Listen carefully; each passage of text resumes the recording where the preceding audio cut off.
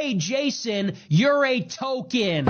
You are in conservative media as a black guy that can confer upon white people the dignity of being called a racist for having their views. That's why you get paid. And that's why I don't, because I didn't have the privilege of being born black. I was born white, so there's a limit on what I can say. Nick. Now, this isn't about Jason Whitlock, but we got some black conservatives still defending Trump after everything that has happened and the most recent stuff that has transpired. Now, before we get into the video, I do want to say this. They will never learn. They will never understand. It's not until it affects them will they'll start speaking out against Trump. These people are brainwashed. I don't know what kind of chokehold Trump got them under, but he got them under a strong chokehold. Let's go ahead and play the intro and we'll get right into it, you guys.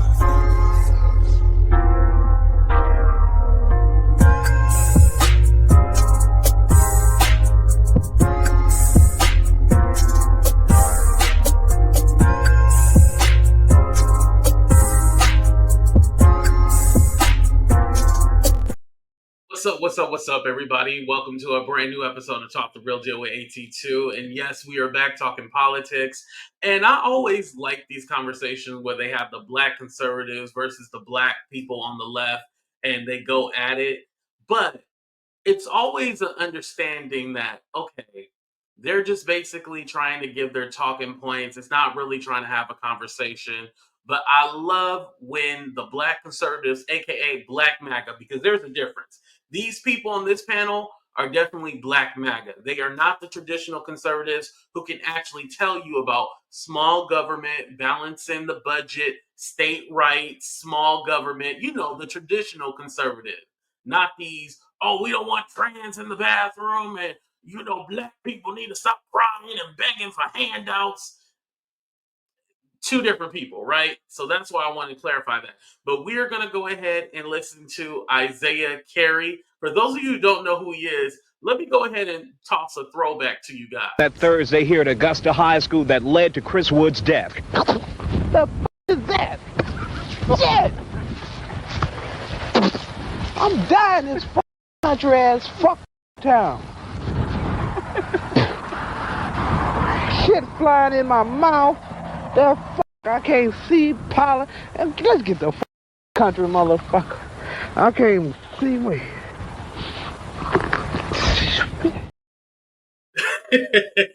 Yes, Isaiah Carey. That was one of his outtakes that he had years ago.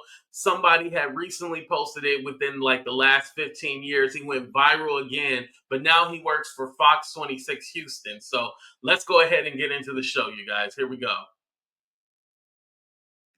Factor Uncensored tonight. First up, our focus turned to black conservatives who support President Trump. This is an issue that's ripped from the pages of Nation.com, an article there. Some have accused President Trump of racism on multiple occasions. Last year, he said black voters are drawn to him because of his criminal indictments and mugshot, a statement some have called racist, while black conservative supporters not speaking out, according to critics, is an issue. Is there any truth to black conservatives being at peace with this so-called racism, or is this the answer more complex? Joining us to talk about it here on The Factor Uncensored tonight, members of the Urban Conservatives of America, Rael Williams, Alexandra Butler, the group's founder, Jonathan McCullough, and former president of NAACP, Brazoria County, Eugene Howard, who's not a member of the group, and you'll soon see. But let's begin with you guys. For those who say there's a lot of racism that you have to stomach as a black conservative supporting President Trump, what would you say to that? Personally, I would say that I've ignored a lot of racism from the left. When Joe Biden said that he said poor people are just as bright and talented as white people, that's a racist comment. There's types of racism that seem to go... Now, here's the thing. I love how they can always point out the racism on the left, especially when it comes to Joe Biden. The whole, if you don't vote for me, you're not black, which... I still voted for him, but it is what it is. And here's the thing. I don't ever deny that Joe Biden has a shaky past. I never deny that at all. But again, if we just look at the policies and who is best for you, that's what I look at. I don't really care about his character. I know, listen, Joe Biden's somewhere sleeping right now. It don't matter. Trump is currently in office. But let's continue. ignored and unnoticed by the left and the right, but it's the racism of low expectations that I can't ignore. And so that's why I brought that up first, is because the racism that they want us to overlook is the racism coming from the left. All right, let's go down the line, sir, Mr. McCullough. Yes, racism to me is not what someone says, it's what they do. And I think this is what makes us different from the left, because we're not watching, what people is saying, we're watching what they're doing. Because at the end of the day, a leader, a president, a politician, whatever you are, is based on policy. So if you can show me policy that affects or that you can call racism, then I'll agree. But up to this point, I have yet. Literally, he got rid of the Equal Employment Opportunity Act, or he signed the executive order to get rid of it. Also, DEI. And let's be honest, all these programs, even though they mostly benefit white women, they do it to attack us because they feel if we got a job, we didn't earn it. We got it because of some black privilege, as they say. You know how we say white privilege, but now they're saying black privilege. We can go further if you want to. I mean, the terrorist one thing, ruining people's retirement. Like, yeah, that's something that affects black people. Over 71 million now. I don't know how many of them are black, but over 71 million people have a 401k. That affects us as well, too. To see anything that he's put into law that affects black people negatively. Eyes wide shut. All right. Mr. Williams, Ultra MAGA. What you got? Ultra MAGA. Trump has been great for black people. If you look at the statistics, black unemployment was at the highest rates when he was in office. You go down and you look at, he just declassified the MLK files. See, that's why he don't know what he's talking about. He meant the lowest, but it was actually the lowest under Joe Biden. And let's be honest, Trump inherited Obama's economy. So he was able to get it lower, yes. But then, as soon as COVID hits, it went back up. Joe Biden brought it back down. And actually, unemployment overall is now ticking back up, especially with these Doge layoffs. Again, it affects black people. These federal layoffs, it affects black federal workers and black vets, too. Let's talk about it. Something Barack Obama didn't do when he was in office. Of course not. So I mean, you people are saying he's racist, but he's doing things that presidents that were of color didn't even do. That's right. I mean, hold on, wait, let me finish. It's only been one. Don't say it. So again, Trump is the man. I support. The guy in the black, he was saying there's only been one. There's only been one black president. And I hate when black people say, oh, Barack Obama didn't do anything for black people. So basically, you expect something out of the black man and not the rest of the 47 white presidents. Or 46 white presidents, I'm sorry. The black man had to be the one to save all black people, which we all know, as soon as he got in there, Mitch McConnell said he ain't passing nothing. And he had to be the one to save us, versus all the other white presidents. Basically, we just ignore it. We don't hold them accountable at all. They don't have to do nothing for us. The double standard, right?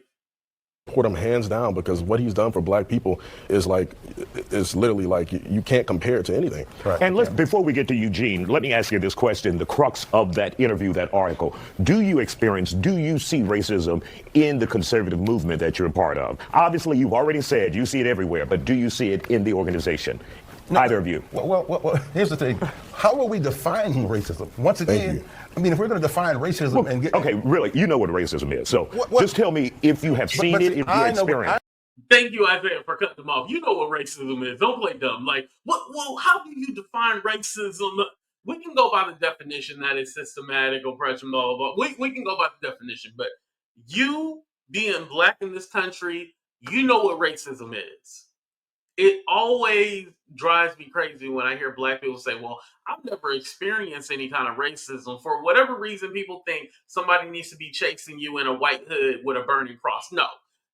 Racism can sometimes be overt, and sometimes, it's not overt. So either way, you've experienced it somehow. I know what racism is, but I can't speak for everybody else. Well, let me say something. Go ahead. Okay, Alexandra. so when somebody on the left sees me, a black woman, and just assumes I'm poor or ignorant, or they're like, "Oh my goodness, you speak so well," they're so shocked about that. Why are they shocked about it? That is racism. I overlook that a lot because I'm saying they don't know any better. That happens to me a lot from people on the left. They think that they're my ally. I need their hand. I need them to come in and save me, and I don't. I need God. I don't need them. They're not my Messiah. So I'm not going to say that the left doesn't say that she speaks well or whatnot, but are you telling me that the conservatives, the Republicans, don't say, "Oh, you speak so well, you're so articulate"? You're telling me they don't say that either? Because I think, we like to think about parties, but we just don't think of it as a white issue. I think white people overall like to say, "Oh, you're so articulate." Like, it don't matter if they're left leaning or right leaning, they both say ignorant shit. But I'll let her keep going. Or my savior. So Malcolm X said it best. The liberal is the enemy of the black man. And we can see it right clearly before our eyes. They look at us like we're scum. They look at us like we're... He also mentioned the white conservative, too. He was comparing the two, basically letting you know, don't be fooled by the white liberal. They're not really for you either. It was an either thing. But they always just like to say the white liberal part. poor, and black people are falling for the okie doke, and they're saying, "Oh, the white man is better than us. He's supreme over us." That's what white supremacy is. Right. I don't believe anybody is superior over me. I don't live my life that way. So I just live according to freedom and liberty. All right, let's hear from Eugene. Please, man, I've been in this twilight zone. Like, I've been patiently over here at the tell y'all position. So first of all, if you can't see the racism, your eyes are just closed. You said it's not about what people say about policy, so let's just run it down real quick. They removed the Harriet Tubman from the National Archives. So, I mean, Harriet was what? I'm sorry, the Trump administration, I'm going to be very clear. But they didn't. I'm sorry, they did, and You're because wrong. of that, no. Okay, I let them speak. Hold on, real quick, guys. Let him go, and then you. We have two segments. Thank you. They removed it, and then they had to put it back after backlash. The same thing they did with the Tuskegee Airmen. They removed that and had to put that back. Trump is literally trying to dismantle Black America. They literally had an executive order to the Smithsonian that did not want to fund African American Cultural Museum because they feel like that's anti-racism or that's reverse racism. Now, as we sit here, He's right. Trump has some kind of executive order basically saying if it's not teaching accurate history or American history correctly, and it shows some kind of racial bias, then they're going to take funding from the Smithsonian. But here's the thing. It's all about protecting white fragility. You have to put it in a way where it's nice for white people. That's what basically Trump is doing. So he is right about that. we have to be intellectually honest because you guys are being intellectually dishonest. If you can't sit here and tell us, everyone's watching on TV. Don't take my word for it. Lied on TV, you see it yourself. Listen, I'm reading for myself. All I've heard about the left this, the left this. What about it? Last time I checked, the Trump administration is the one cutting the Medicaid, cutting Social Security, cutting Medicare. They're the ones that's cutting education. Last time I checked, Joe Biden, you talked about unemployment. Was the laws under Donald Trump? My guy.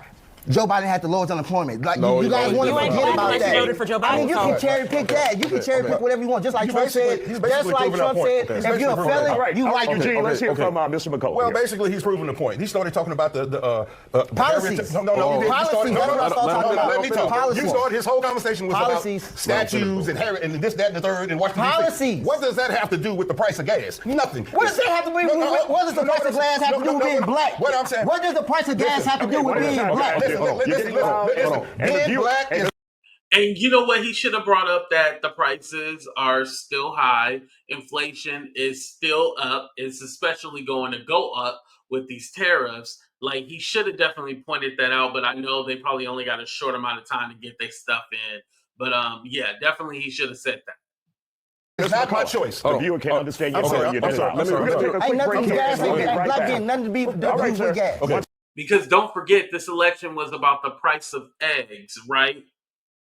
That's what they told us. A bunch of bull. Second, Eugene. Don't go anywhere. We'll continue this conversation after the break. If I don't, I'm probably going to get my ass kicked. Welcome back to The Factor Uncensored. We're continuing our conversation about the outlook of or being at peace with so-called racism antics in the conservative movement. Our guests are here, and they all say that just doesn't happen. And we will pick back up with Mr. McCullough. Your thoughts now after hearing Eugene. Well, as I said, one thing that I don't do, once again, I could care less about what people says or what someone else's interpretation about what they said. I'm a free thinker. I process it, I listen to it, and I watch. If Donald Trump is the problem, why do our communities look the way they look? Explain that to me. How is that possible? How is it possible? I mean, it's just. Is he serious right now? Is he serious? Why do our communities look the way that? Mind you, Donald Trump has already been in office. So you telling me Donald Trump, if Donald Trump is so great, he should have fixed that issue.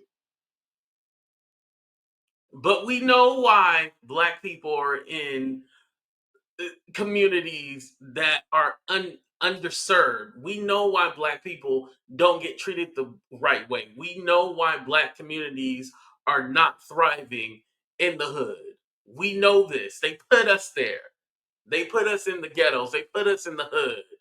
We weren't allowed to buy housing. We didn't get the same opportunities, redlining. And then now you have gentrification and you got these tech people. You know, I live in the Bay Area. You got these tech people living next to somebody who had their home for like 50 years. Their property taxes go up. And then all of a sudden they can't even afford their home anymore because the property taxes are too high. And then they end up getting moved out. And you got another tech family coming in, and then property taxes go up again. And then, so it's an endless cycle. That hasn't been resolved. And Trump was already in office. Did he help that issue? No. Our education system, he just dismantled the Department of Education, which what they want to do is start giving vouchers, and those vouchers are going to go to all the rich people who can't afford the private school. Y'all, they're being willfully ignorant. And a lot of people don't know how to articulate this stuff and make it make sense for the average day American. I'm here to break it down for you. So there you go. Thank me later. System. Answer that question. Whose system? Is it Donald Trump's system? It's called systemic issues, brother. It's more than one. Oh, so it's not Trump. It's systemic. Bro, just don't try to change the subject because you don't want to be down I'm trying to Trump. remain on the subject. I'm willing to say there's systemic issues, there's systemic problems in this country. There has been since 1619, since we got here, bro. So if you want to talk about that, we can talk about why our housing look like they do. Or if you want to talk about slavery, Jim Crow, segregation, we can go down the list, bro. I got a question. So Okay, we have to be intellectually honest. Okay, let's be intellectually honest. Let me tell you something. The Black community is the most dangerous place in the world for a Black man. So if we want to be intellectually honest, am I right or wrong? You're wrong. And Mr. McCullough, for those who are wondering what you talk, explain that. Well, it's dangerous. Let's just be real. Listen, the violent culture in the Black community will not be addressed by Black people because we're too busy worried about white supremacy, right? The safest places. This must be Jason Whitlock's brother, because he talked about how Black people are inherently bad and all this other stuff. Let me say this. If you have poverty, right, you are going to have crime. When your city or your community doesn't have resources, you will have crime. At the end of the day, we know that the Black community is heavily policed. So that means most of the crimes that people do, they will end up going to jail for it. And they will be convicted, and then the statistics go up higher. But again, it's because they don't have the resources. They're in poverty. People are hungry. People, they need to get it quickly, and they need to get it fast. Now, am I saying that's right? No. But still, if you look at the numbers who commit the most crimes, it's still white people. You can go by the average of this and that, but it's still white people who commit the most crimes. I hate how we get into these conversations because also when you look at poor white communities, they have a lot of crime in those too as well, in poor white communities. But we only focus on the poor Black communities. The white community. Keep it 100. Yeah. Keep it 100. He keeps saying we got to be intellectually honest, but you have to first be an intellectual to be honest. Ooh. So we're seeing right now. Hold on, so you don't take a jab? Hold She thought she ate with that one. And by the way, I never told you guys the title of the video. It's called "Do Black Conservatives Overlook Racism?" The answer is yes, obviously. Alexander we're seeing finish. weaponized incompetence in action through when Trump gets rid of redundant civil rights bills, DEI bills. We're seeing weaponized incompetence. Oh, he got rid of this. He must hate black people. So let's end all this for black people. Somebody at the top of another part of an organization is the one doing that. Trump didn't say, I'm writing an executive order to get rid of Harriet Tubman. He never said any of these things. No. So you're being... Listen, everything is in the directive of him. He's the one signing the executive orders. They're carrying out his executive orders. You remember, y'all didn't believe Project 2025 was a thing? Everything out of Trump's playbook is from Project 2025. Now, they're just not calling it Project 2025, but it's Project 2025. They're playing semantics and they're playing dumb. Intellectually dishonest. I'm not. It's called an administration. No, that's a lie. Okay, let's hear from Eugene really quick, and then you, Mr. Williams, next. As the only sensible black person sitting up here, like on TV, let's let them decide who has the intellect and who doesn't, as we sit here and speak policy. Now, secondly, you talk about actions, going back to Harriet Tubman. You know, Harriet Tubman did have a little tool that she used to carry. All I would say is, like, I'm so glad we all free, because all of us wouldn't have made it if we was walking with Harriet right now. Because all of us would not have made it. Because Harriet was very strict, because we all know all skin folk ain't kinfolk, all skin folk ain't down. They would have definitely snitched. They would have definitely snitched on Harriet. For the struggle, there's no way. That's an emotional jargon. No, you can say whatever it is. That's emotional. There's no place. Hold on, let me finish my point. If you want to say if you want to say the most dangerous place for a black man is the black community, there's no place safe. Let me take some facts for that. You know what? The most dangerous part is the war of a black woman. Let's hear from Mr. Williams. Black communities have the highest crime rates, Isaiah. Keep it real. I mean, let's just be honest, all right? Like, you And they also have the highest poverty. Is poverty not a part of that? Hold on, let me finish. But if you're talking about Donald Trump and what he's done for black people, what has he you got to remember. Please tell me what he's Jesse done. Jackson, right? What has Donald Trump done? Do for him? Tell me what Donald Trump did he do for Eugene, Jesse let him Jackson? finish. Let him What did finish, he do? Eugene. He helped Jesse Jackson form Black Wall Street. We talking. Okay, hold on. He gave how much? He helped Jesse Jackson, because I know when Trump was initially running the first term, they had brought that up. It was the Rainbow Coalition. That's what he helped them with, and they were trying to give funding to black businesses and entrepreneurs, and Trump helped with funding. But if we go, okay, Trump gave him money, does that make George Soros, who y'all love to talk about, does that make him a good person because he donated a lot of money to black people? Let's talk about it. Y'all can talk about it in the chat, but I'm just calling out the hypocrisy. Let's continue. To the black community? I don't know. You tell me. Close to $80 billion. $80 billion. In what? $80 billion. In what? What you talking gotta do about? your research. No. You just can't throw numbers out. And he got Is he saying Trump gave $80 billion? Hold on, let me rewind that a little bit. I don't know what he's talking about. $80 billion. In what? $80 billion. In what? What you talking You gotta do your about? research. Eugene, let him finish. Let him What finish, did he do? Eugene. He helped Jesse Jackson form Black Wall Street. We talking. Okay, Hold on. wait, hold on. He gave how much to the black community? I don't know. You tell me. Close to $80 billion. Okay, so he's saying he gave the black community close to $80 million. I don't know anything about that. I'll have to research that later. But Black Wall Street, if he's talking about that specifically, that's in Tulsa. That was in Tulsa, Oklahoma, which they bombed, and those people still trying to get their reparations. But yeah, the 80, I don't even know. He's not quoting anything. He's not stating nothing factual. $80 billion. In what? $80 billion. In what? What you talking gotta do your about? research. No. You just can't throw numbers out. And then telling him he got to do his research. No, you threw the number out there. You got to tell me, cite your source. Where'd you get that from? And Well, you doing rhetoric. was it education? Was it housing? Was it reform? One at a time. One at a time. Don't say yes. Like, give me something. I gave you the policy. Go research, bro. I mean, come on, y'all the intellectual members. You should have answers. Hold on. Intellectual geniuses. No, it's not about that, man. Can I say? Okay. On top of that, again, he declassified MLK files, something Barack Obama did Man, not he do. declassified his sex tapes. You interested in that? I'm so glad you so excited about that. You probably got sex tapes, y'all, boy. So now Come we on, know. Eugene.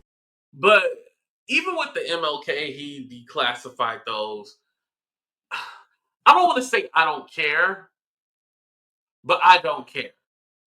And the reason why I don't care is because at the end of the day, that ain't got nothing to do with what's going on with all these tariffs, the gas that they like to talk about, the price of eggs, the price of milk, the groceries, housing. That has nothing to do with the stuff that we need right now.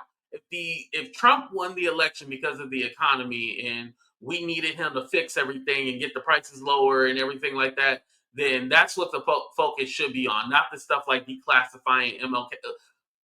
I don't care about that at this moment.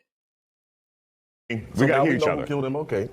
Donald Trump has always been for the black man. He's the greatest president he's America has been ever for black seen. man. Stand down and wait All for right, it. Mr. McCullough, you have the last 30 seconds. Okay, yeah, thank you. Let me tell you something. Here's what we have to stop doing. We have to stop assuming that all black people have to think alike.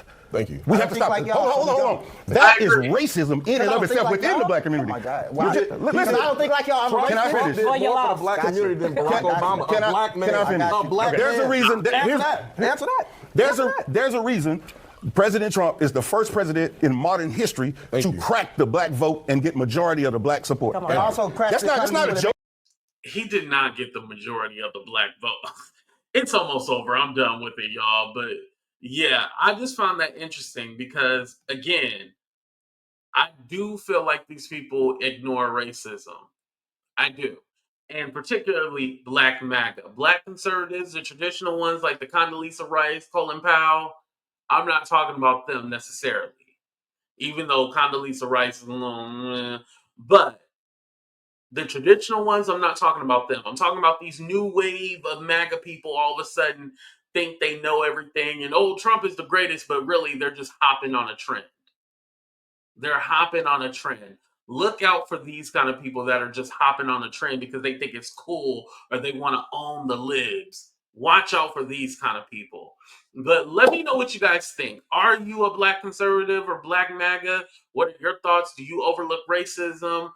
Did they pick the right people to represent the black conservatives? Let me know in the chat. I love having these kind of discussions because I feel like at the end of the day, the more we learn about each other and the more that we discuss these tough issues, the better we'll become as a people. So I love y'all. Be safe. We out of here, though. Deuces, everybody.